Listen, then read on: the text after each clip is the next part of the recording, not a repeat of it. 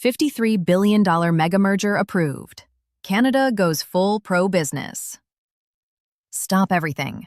Canada just approved a $53 billion merger between two of the world's largest mining giants, and the speed of this decision has stunned investors, politicians, and citizens alike. This isn't just a corporate deal, it's a historic political shift, signaling Canada's bold move to attract global investment and reshape its economy overnight. What you're about to see could change the future of Canadian business, jobs, and international influence forever. The merger, which has been under discussion for months, was initially met with scrutiny by both regulators and analysts. Concerns ranged from potential monopolistic behavior and market consolidation to environmental regulations and local community impacts. However, the federal government's rapid approval stunned many experts, indicating a willingness to prioritize economic growth and foreign investment over slower, more cautious deliberation. Officials described the approval as a vote of confidence in Canada's business climate, emphasizing that it sends a message to investors worldwide that Canada is open for major transformative deals. Financial markets reacted almost immediately. Share prices for both companies saw fluctuations as traders digested the news, while broader commodity markets monitored potential impacts on metals, mining output, and supply chains. Analysts point out that this merger could position Canada as a global powerhouse in mining, particularly in the production of critical metals such as copper, nickel, and zinc, which are essential for technology, renewable energy, and industrial infrastructure. This could have far-reaching effects not just on the Canadian economy, but on global supply chains, international trade, and geopolitical influence. Politically, the approval is being interpreted as a signal from Prime Minister Mark Carney's government that Canada intends to be more pro-business and investment-friendly. Over the past few years, Canada has faced criticism for being slow to approve large-scale investments and for imposing regulatory hurdles that can deter foreign investors. By fast-tracking this merger, the government is clearly indicating that it intends to change that narrative, providing a more predictable and welcoming environment for major corporations considering long-term projects in Canada. Labor markets are closely watching the merger as well. While some analysts warn that consolidation could lead to job reductions in overlapping administrative or operational roles, others point out that the expanded scale of operations could create new opportunities in mining operations, logistics, technology, and regional development projects. Union leaders have already begun expressing cautious optimism, suggesting that if the merger is handled correctly, it could offer long-term stability for thousands of Canadian workers. At the same time, they emphasize the need for strong labor protections, ensuring that local communities benefit from such massive corporate deals rather than just the shareholders. Environmental groups are vocal in their reaction. Mining, particularly at the scale of Anglo-American and Teck Resources, carries significant environmental implications. Concerns about water usage, habitat disruption, and carbon emissions have been raised repeatedly. The government has assured stakeholders that strict environmental regulations will remain in place, but activists argue that the merger could potentially reduce oversight if corporate lobbying becomes too influential.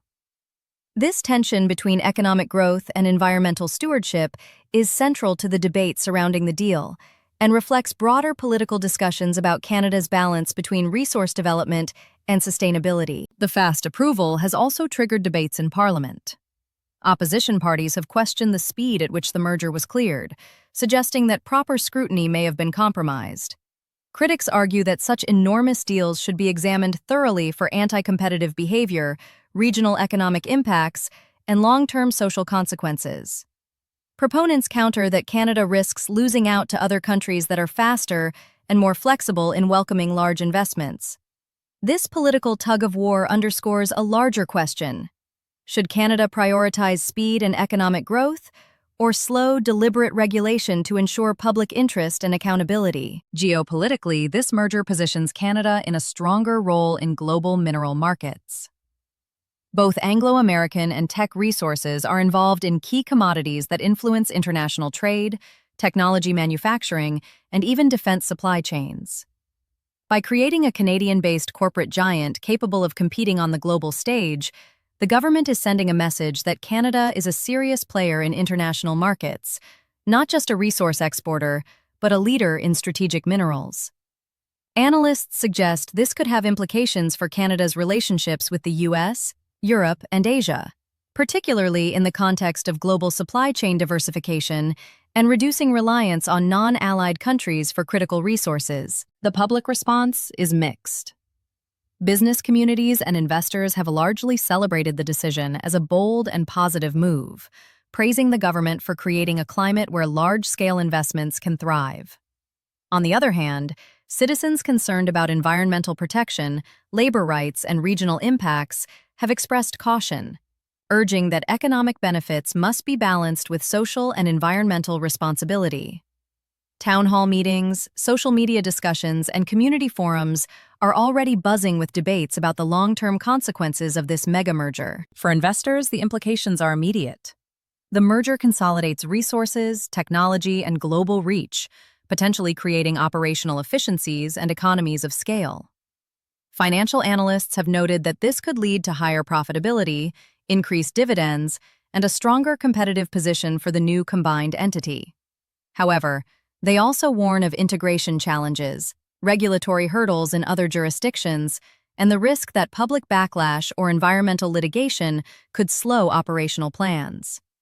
Investors will be closely monitoring how quickly the companies can integrate operations, streamline management, and maintain regulatory compliance. Economic commentators are highlighting the broader symbolism of the merger. By approving a $53 billion deal quickly, the Canadian government is demonstrating a clear pro-growth, pro-business agenda. This is likely to influence future corporate behavior, encouraging other multinational firms to consider Canada as a destination for mergers, acquisitions, and large-scale investments.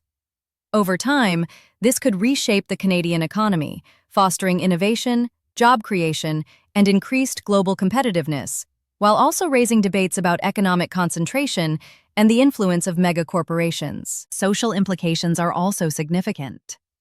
Mining operations affect local communities directly, through employment, infrastructure development, and environmental impact. Ensuring that benefits are distributed fairly, that communities have a voice in decision-making, and that environmental safeguards are upheld will be essential to maintaining public support. Community leaders are already calling for formal agreements to protect local interests, while government agencies emphasize monitoring and compliance measures to ensure responsible development. The merger also raises questions about Canada's long-term strategic priorities. Resource development is a cornerstone of the national economy, but balancing economic growth with sustainability, labor rights, and global competitiveness is increasingly complex. This deal could set a precedent for future mega-mergers, influencing policy and regulatory decisions for years to come.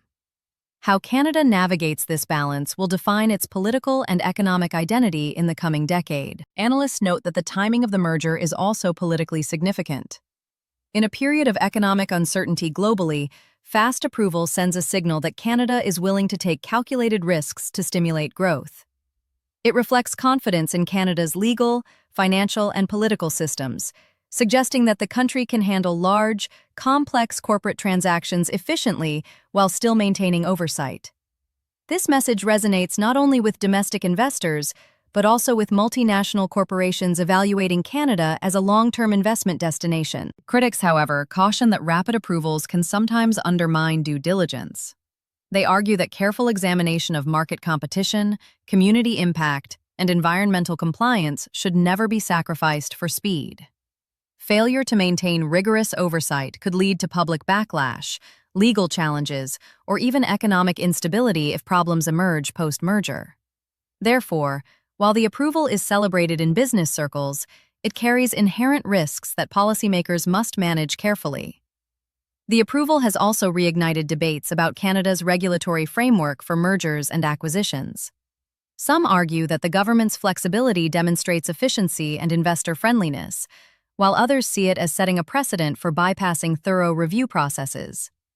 This discussion highlights the tension between attracting global capital and protecting national interests, a debate central to modern Canadian politics and economic policy. In terms of industry impact, the merger will likely drive consolidation across the mining sector. Smaller competitors may seek partnerships or acquisitions to remain competitive, while global rivals will reassess strategies in response to a new, larger Canadian player. Supply chains may be optimized, production costs lowered, and technological innovation accelerated as the merged entity seeks to maximize efficiency and market influence. Looking ahead, the government and companies involved will need to focus on integration, stakeholder engagement, and public communication. Transparent reporting on environmental impact, labor policies, and community investment will be crucial to maintain credibility and public trust. Investors, regulators, and citizens alike will be watching closely, analyzing every decision to gauge whether the pro-business shift translates into sustainable benefits for the country. The $53 billion mega-merger is more than a business story. It is a political signal, an economic strategy, and a social test. It demonstrates Canada's willingness to embrace ambitious projects, but also raises important questions about oversight, sustainability, and fairness. How the government manages the aftermath, balances competing interests, and communicates the benefits to the public will define not only the success of this merger, but also the trajectory of Canada's broader economic and political landscape. In conclusion, the approval of this mega-merger marks a historic moment in Canadian politics and economics. It reflects a pro-business shift that could redefine Canada's approach to foreign investment, corporate regulation, and economic growth. While opportunities are immense, the stakes are equally high. Communities, workers, environmental groups, and global investors will all be watching as Canada navigates the consequences of this transformative deal.